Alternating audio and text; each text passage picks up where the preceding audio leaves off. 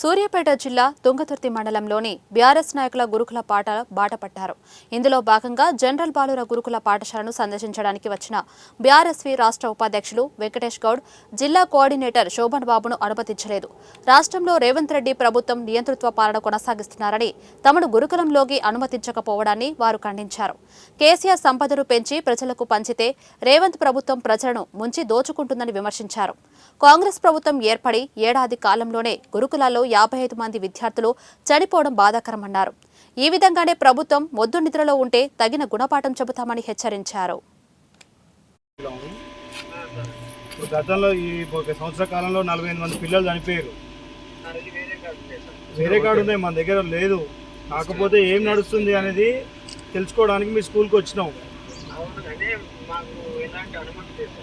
ఎందుకు ఈ వారం రోజులు కేటీఆర్ గారు ప్రెస్ మీట్ పెట్టినాక అనుమతి చేద్దన్నారా, లేకుంటే ముందే చెప్పారా?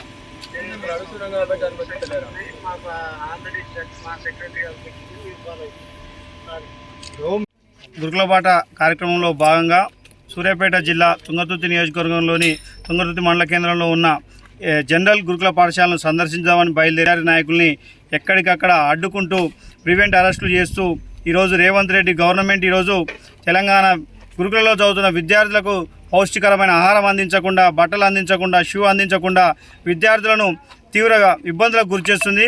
అసలు ఏం జరుగుతుందో అని చెప్పి మా గౌరవ వర్కింగ్ ప్రెసిడెంట్ కేటీఆర్ గారు ఇలా గురుకుల పాఠశాలకు పంపిస్తే మమ్మల్ని గురుకుల పాఠశాల లోపలికి వెళ్ళే పరిస్థితి లేకుండా ఈరోజు గేట్ల ముందు ఉంచి పోలీసులకు ఫోన్ చేసి అరెస్ట్ చేసే పరిస్థితి ఉంది.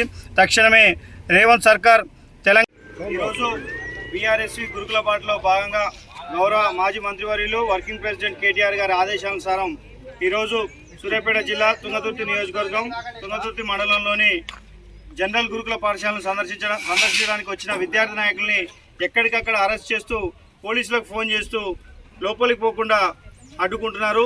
ఈరోజు రేవంత్ రెడ్డి సర్కార్ లోపల మరి ఏం జరుగుతుందో, మరి ఏముందని లోపలికి పోనిస్తలేదో మాకు అర్థమైతే లేదు.